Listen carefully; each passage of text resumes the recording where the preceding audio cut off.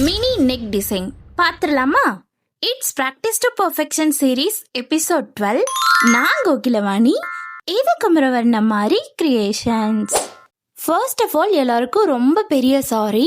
என்னால் some personal ரீசன்ஸ்னால கண்டினியூவாக video போட முடியல. பட் தொடர்ந்து உங்களோட லவ் அண்ட் சப்போர்ட்டை நீங்கள் கொடுத்துக்கிட்டே இருந்தீங்க, அதுக்கு ரொம்ப பெரிய நன்றி.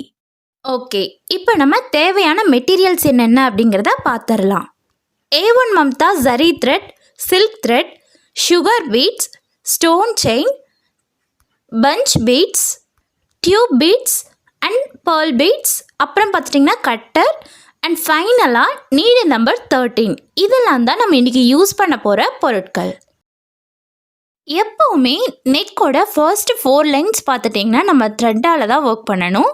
அப்போ தான் நமக்கு ஸ்டிச் பண்ணும்போது ரொம்ப ஈஸியாக இருக்கும். இல்லைனா பீட்ஸ் வந்துட்டு உள்ளே சிக்கி நீடில் உடையறதுக்கான சான்சஸ் நிறையா இருக்குது.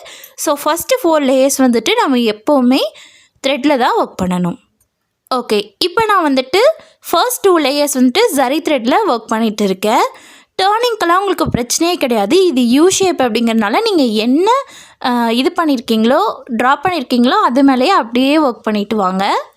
ஸ்டிச்சோட சைஸ் பார்த்துட்டிங்கன்னா 0.2லேருந்து 0.5க்குள்ளே தான் இருக்கணும். மேக்ஸிமம் கூடி போனால் தான் 0.5 இருக்கணுமே தவிர இதுக்குள்ளே இருக்கிற மாதிரி சின்னதாக ஸ்டிச் பண்ணோம் அப்படின்னா பார்க்க அவுட்புட் அழகாக இருக்கும். ஓகே, இப்போ நமக்கு ஒரு லைன் கம்ப்ளீட் ஆகிடுச்சு. என்னாட் போட்டுட்டு அகெயின் நம்ம ஸ்டார்ட் பண்ணணும் அப்படிங்கிற அவசியம் இல்லை. அங்கேயே நம்ம எந்த லைனில் ஒர்க் பண்ணிகிட்ருக்கோமோ அதில் ஒரு லாக் ஸ்டிச், அதுக்கு பக்கத்தில் கொஞ்சம் ஒட்டினாப்பில் ஒரு லாக் ஸ்டிச் போட்டு அடுத்த லைனை நம்ம கண்டினியூ பண்ணி கொண்டு வந்துக்கலாம். இதே மாதிரி ஜரி த்ரெட்டையும் சில்க் த்ரெட்டையும் 4 லேயர்ஸ் முடிச்சுட்டு அதுக்கப்புறம் பார்க்கலாம்.